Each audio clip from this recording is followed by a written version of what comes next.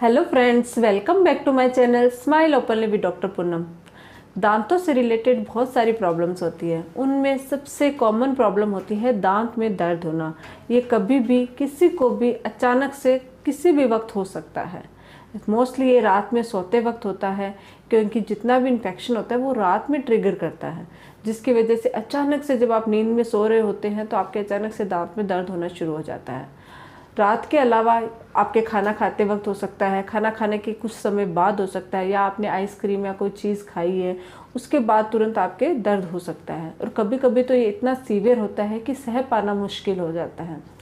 बहुत सारे ऐसे लोग हैं जिन्होंने ये एक्सपीरियंस किया होगा कि जो दांत का दर्द होता है वो अन्य जितने भी हमारे बॉडी के दूसरे दर्द होते हैं उन सबसे ज़्यादा सीवियर होता है।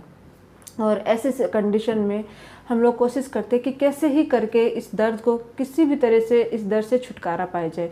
उसके लिए डेंटिस्ट के अपॉइंटमेंट चाहते हैं, डेंटिस्ट की तरफ जाना चाहते हैं, लेकिन बहुत बार ऐसा होता है कि डॉक्टर हमें नहीं मिल पाता है। आप किसी ऐसी जगह हो जहाँ डेंटिस्ट अवेलेबल नहीं होता है, या रात के समय या किसी वक्त आप डेंटिस्ट के पास नहीं जा पा सकते, तो ऐसी कंडीशन में क्या करना चाहिए, किस चीज़ से आप अपने दांत के दर्द को ठीक कर सकते हो, सीवियर दांत के दर्द को। तो मैं आपको एक मेडिसिन बता रही हूँ जो दांत के दर्द के लिए, जब बहुत ज़्यादा सीवियर दर्द होता है तो डॉक्टर भी आपको प्रिस्क्राइब करता है और वो आप अपने आप खुद से भी ले सकते हो, लेकिन आपको बिना प्रिस्क्रिप्शन से उसको लंबे समय तक नहीं लेना है, क्योंकि उसके कुछ साइड इफ़ेक्ट्स भी होते हैं। और एक बार आपने ले लिया, एक डोज ले लिया, ठीक है, ज़्यादा प्रॉब्लम नहीं होने वाली, लेकिन आप कंटिन्यू उसको नहीं करना है।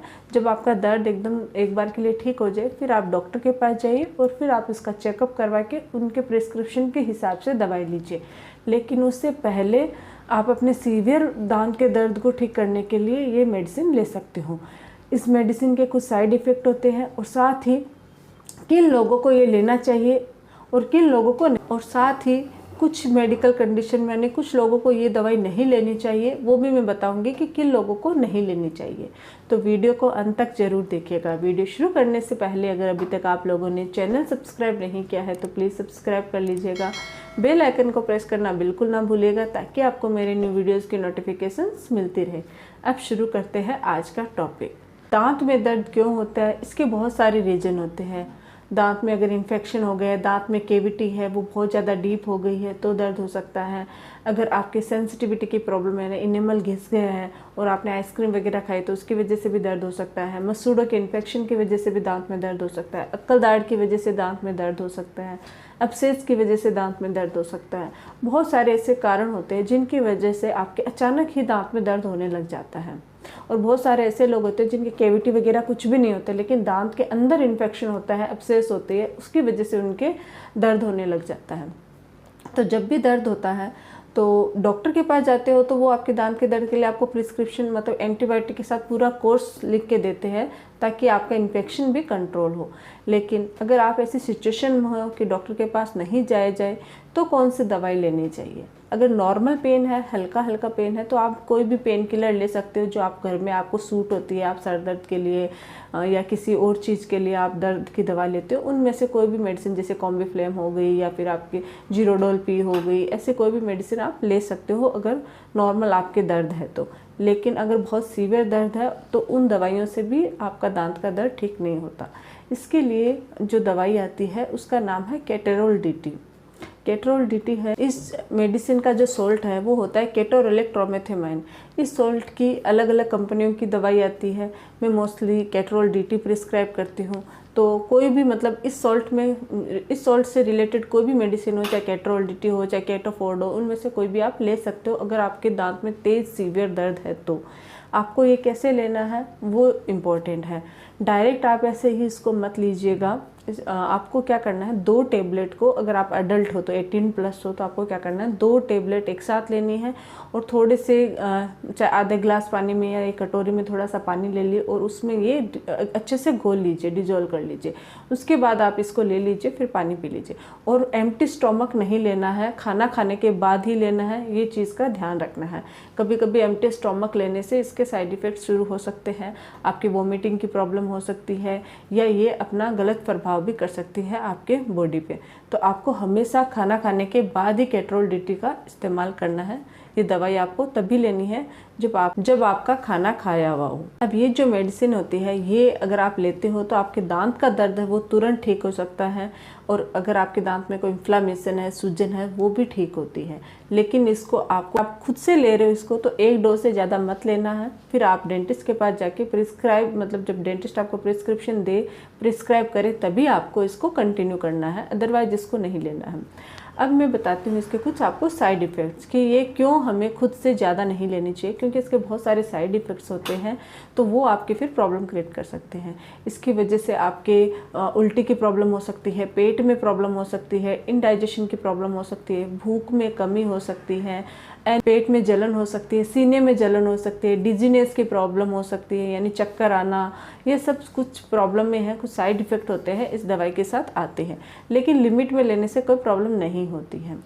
अब ये जानते हैं कि किन लोगों को ये मेडिसिन नहीं लेनी चाहिए, किन किन सिचुएशन में हमें इसको अवॉइड करना चाहिए। अगर आप प्रेग्नेंट हो तो प्रेगनेंसी में इस दवाई को बिल्कुल भी नहीं लेना चाहिए, अवॉइड करना चाहिए। बहुत ज़्यादा प्रॉब्लम क्रिएट हो रही है तो आपको डेंटिस्ट को दिखा के ही फिर ही आपको कोई भी मेडिसिन लेनी चाहिए, तो प्रेगनेंसी में इसको अवॉइड करना चाहिए। साथ ही ब्रेस्ट फीडिंग मदर को भी इस दवाई को अवॉइड करना चाहिए। अगर आपको ये लेने की ज़रूरत पड़ रही है तो उस टाइम आपको अपने बच्चे को दूध नहीं पिलाना चाहिए। 2 दिन या 3 दिन अगर आप ये मेडिसिन ले रहे हो तो अपने बच्चे को उस समय दूध नहीं पिलाना चाहिए, क्योंकि ये डायरेक्ट आपके दूध में ट्रांसफ़र होती है जो आपके बच्चे को नुकसान पहुंचा सकती है। इसलिए ब्रेस्ट फीडिंग मदर को भी इस दवाई को अवॉइड करना चाहिए। साथ ही अगर आप शराब का सेवन करते हो तो शराब के साथ ये मेडिसिन बिल्कुल भी काम नहीं करेगी और इसके दूसरे साइड इफ़ेक्ट हो सकते हैं। आपकी बॉडी पे लीवर में प्रॉब्लम हो सकती है। तो अगर आप शराब का सेवन करते हो तो ये मेडिसिन आपको नहीं लेना है। अगर आपको ज़रूरत पड़ रही है तो आप थोड़े दिन के लिए अपनी जो ड्रिंक है, शराब है, उसको अवॉइड कीजिए जब ये मेडिसिन ले रहे हो तो। इसके अलावा अगर आप ड्राइविंग करने जा रहे हो कि आपको ड्राइव करना है कुछ समय बाद और आपको ये मेडिसिन ले रहे हो तो ये मेडिसिन आपको अवॉइड करनी चाहिए, क्योंकि इससे डिजीनेस होता है, यानी नींद आने लग जाती है, बीच बीच में चक्कर से आते हैं, तो इससे ड्राइविंग करने में प्रॉब्लम होती है। तो जिन लोगों को ड्राइव करना है उन लोगों को भी इस मेडिसिन को अवॉइड करना चाहिए। साथ ही जिनके किडनी में प्रॉब्लम हो, किडनी से रिलेटेड कोई भी बीमारी अगर आपके है तो ये मेडिसिन आपको नहीं लेनी चाहिए। और साथ ही अगर आपके लीवर में प्रॉब्लम है, लीवर सिरोसिस की प्रॉब्लम है, लीवर में कोई इन्फेक्शन है, तो उन लोगों को भी कैस्ट्रोल टेबलेट नहीं लेनी चाहिए। बहुत ज़्यादा इमरजेंसी कंडीशन है तो आप डेंटिस्ट की एडवाइस लेके ले सकते हो, अदरवाइज इसको अवॉइड करना चाहिए। तो ये कुछ कंडीशन होती है जिन कंडीशन में आपको ये मेडिसिन अवॉइड करनी चाहिए, नहीं लेनी चाहिए। अगर आपके मतलब जो लोग नहीं ले सकते हैं तो उन सिचुएशन में वो दांत के दर्द को कैसे राहत दे सकते हैं, तो मैं कुछ आपको होम रेमेडी मतलब घरेलू कुछ टिप्स दे रही हूँ, उनकी मदद से आप अपने दर्द को ठीक कर सकते हो। अगर सीवियर पेन है तो आप लौंग या फिर लौंग का तेल का इस्तेमाल कर सकते हो।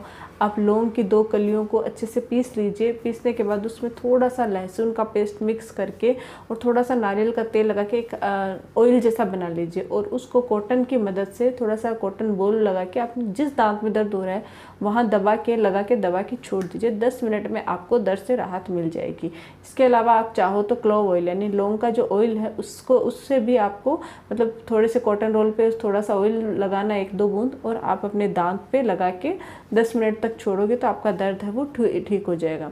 इसके अलावा आप गुनगुने पानी में नमक डाल के कुल्ले कीजिए, उससे भी आपको फ़ायदा होएगा। बेकिंग सोडा के कुल्ले कर सकते हो, उससे भी आपको फ़ायदा होता है। फिटकरी के पानी के भी कुल्ले कर सकते हो। और साथ ही अमरूद के पत्तियों से भी आपके दांत का दर्द है उसमें फ़ायदा पहुंचता है। आप क्या कीजिए, कुछ अमरूद की पत्तियाँ होती है उसको उबाल कर उसको छान कर उसमें थोड़ा सा नमक ऐड करके उससे अगर आप कुल्ले करते हो तो भी आपके दांत का दर्द है वो ठीक होता है। तो आप इन घरेलू तरीक़ों से भी अपने दांत के दर्द को ठीक कर सकते हो अगर आप कोई भी मेडिसिन लेने के कंडीशन में नहीं हो, स्पेशली अगर प्रेगनेंसी में और या फिर किसी चीज़ से रिलेटेड आपको एलर्जी है, तो ऐसी कंडीशन में आप घरेलू तरीक़ों से भी अपने दांत के दर्द को ठीक कर सकते हो। तो ये है हमारा आज का टॉपिक। साथ ही अपने दांत को अच्छे से क्लीन रखिए। रात को ब्रश जरूर कीजिए, रात को ब्रश करना मत भूलिए, क्योंकि मोस्टली जब रात में दर्द होता है या कोई इन्फेक्शन डेवलप होता है तो अगर आप रात को ब्रश कर लेते हो तो उससे आप बच सकते हो।